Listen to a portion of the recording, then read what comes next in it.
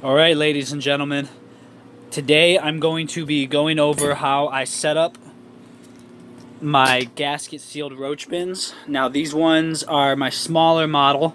I have a larger model that I'm setting up, and it's pretty basic for the most part. You go ahead and get yourself the gasket sealed bin. Now you can get that at Walmart and Myers and superstores, or you can get them online on Amazon and maybe some other websites if you Google it, in like 4 packs for a decent price. And then you need to get yourself a heat mat, and that is these Sunbeam heat mats that you can see here. They're like the therapeutic kind that you might use for an ache or whatever.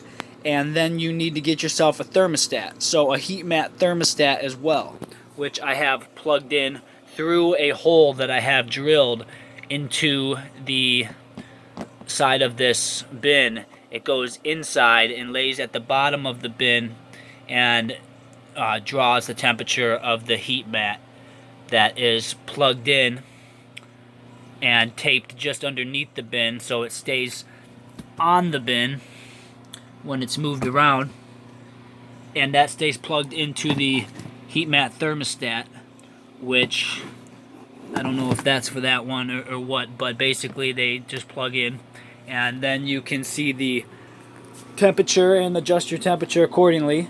Now these are gasket sealed, so it works well for climbing species. I'm moving all my species to these gasket sealed bins just for security, 100% security, basically, knowing that nothing's getting in, nothing's getting out, because I've had escapees before, and a couple little pest issues with things getting in as well. So the gasket sealed is going to definitely take care of a lot of that. And as I've been going and growing and learning, I've been learning exactly what to do and the best way to set things up, and this is pretty much the ultimate stage of setting up for roach care. Now I go ahead and I drill holes in the side of these for ventilation, and I do that with this hole saw.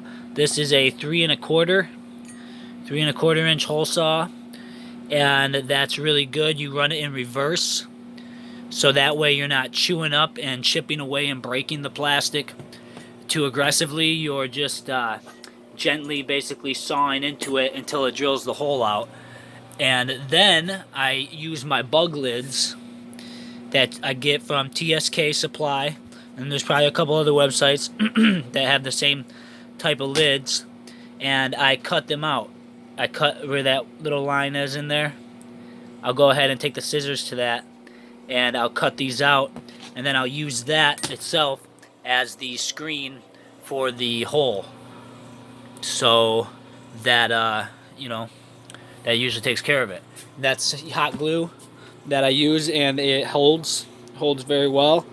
And you could even add an extra, couple screens on the side if you want to, and add more ventilation to your smaller bins. With the larger ones, I definitely do. So like you can see here on the front, I got a few holes there for extra ventilation, and yeah, that's good. And on the larger ones, for sure, I put 3 on at least 2 of the sides. So then here has got my black Madagascar hissers. They're doing real nice, enjoying their place, not escaping. And that's a big thing, because even on regular bins, and if you put on, oil or whatever to try and, stop climb, to try and get them to stop climbing, sometimes it just doesn't work that well. And then you got to replace it and stuff like that. So I found that I'm just going to try to avoid that completely and just get completely gasket sealed everything. You can see here, these are my death's heads. Very nice looking. Now these ones don't climb, but like I was saying, I'm just trying to get everything moved over and keep things out as much as keep things in.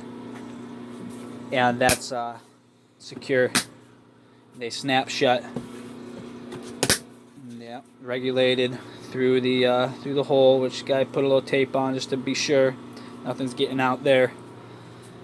And that's pretty much that. So I hope that helps, and I hope you guys have fun with your bugs. Why don't you go ahead and subscribe and like the video, and there'll be plenty more to come. So until then, take care.